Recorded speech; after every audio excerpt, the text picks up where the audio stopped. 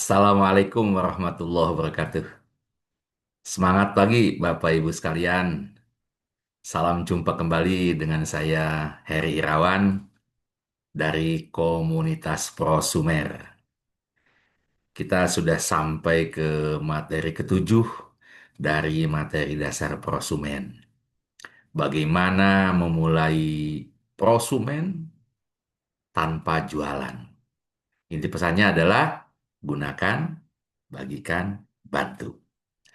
Nah, setelah mengikuti pembelajaran sampai di materi ke-6, sampailah kita materi ke-7 yang berisi tentang cara praktis memulai jadi prosumer, ya, tanpa harus jualan, karena yang jualan adalah produsen, tanpa modal besar, karena yang punya modal besar itu agen, kita konsumen, tapi jadi prosumer.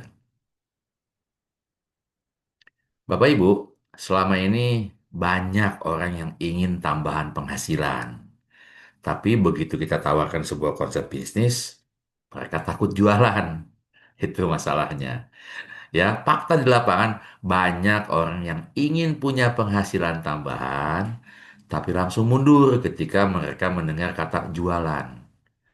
Apa yang mereka bayangkan? Waduh, kalau jualan harus stok barang, harus packing barang, harus kirim barang, barang nggak nyampe, barang rusak, door to door, ngajak orang belanja. Nah, jangan khawatir Bapak Ibu. Di era digital saat ini ada cara yang jauh lebih mudah dan alami, yaitu menjadi prosumer. Ya, apa artinya mulai jadi prosumer?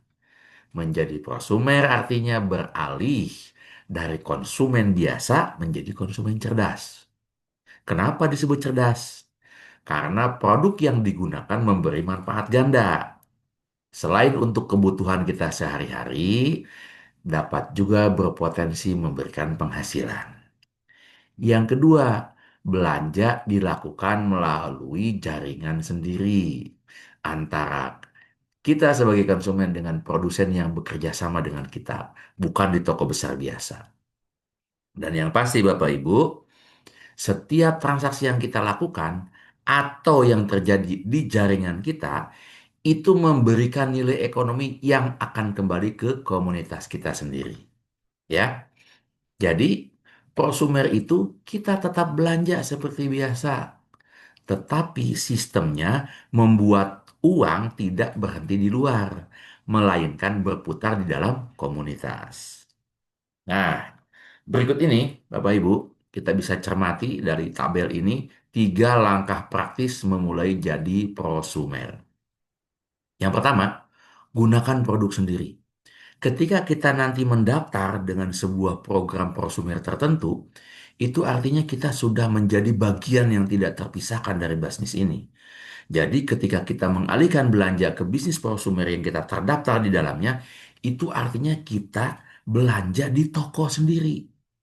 Pilih saja yang memang kita butuhkan. Tidak ada paksaan untuk membeli dalam jumlah banyak.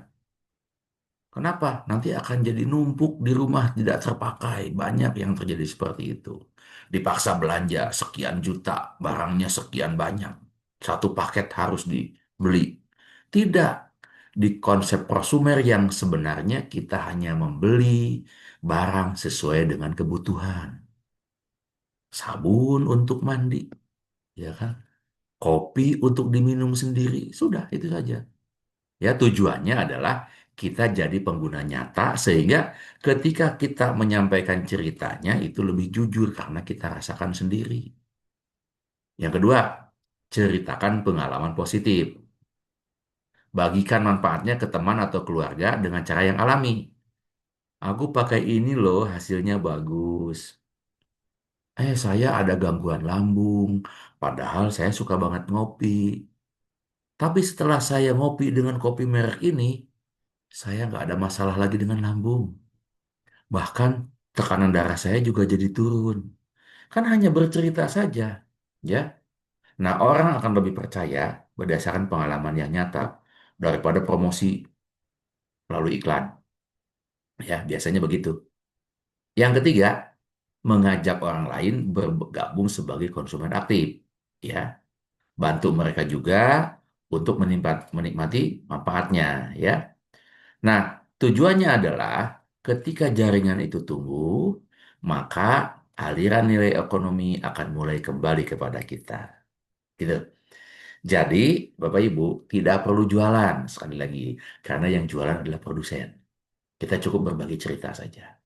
Kalau ternyata cerita kita menginspirasi, boleh dong aku coba beli. Kan kita nggak jualan. Jadi, dalam sistem prosumer tidak perlu jadi sales. Cukup membagikan pengalaman yang nyata, kemudian menceritakan bagaimana menggunakan produknya, kemudian kesan positif yang kita rasakan. Nah, bedanya adalah kalau selama ini kita bercerita, kami makan sate loh di sana enak. Emang yang punya jualan sate aja ngasih fee sama kita kan enggak. Kemarin aku nonton loh film ini bagus banget, endingnya indah dan sebagainya.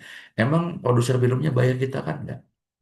Nah, di sistem prosumen ini, cerita kita akan bernilai ekonomi. Karena setiap orang yang ikut mencoba melalui rekomendasi kita, itu akan membuka aliran ekonomi baru dalam jaringan prosumer kita semua, Bapak Ibu. Ya.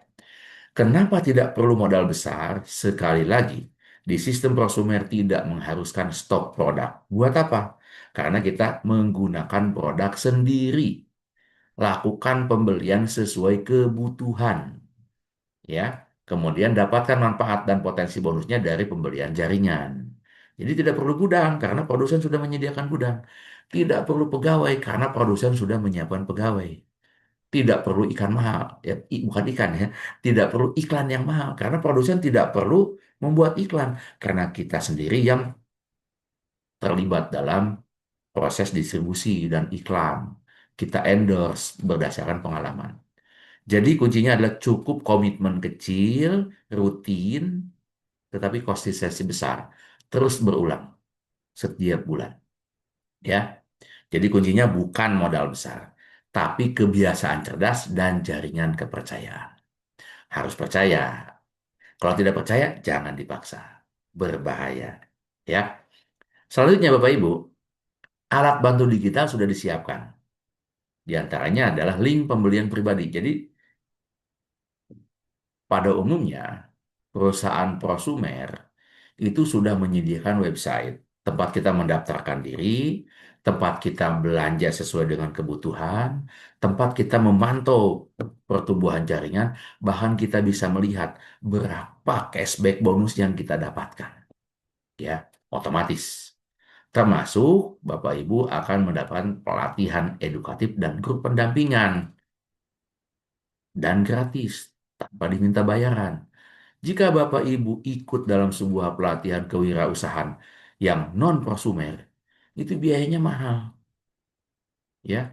Sehingga karena tidak ada biaya, siapapun, bahkan yang tidak punya pengalaman bisnis sekalipun, bisa mulai dengan mudah dan terarah.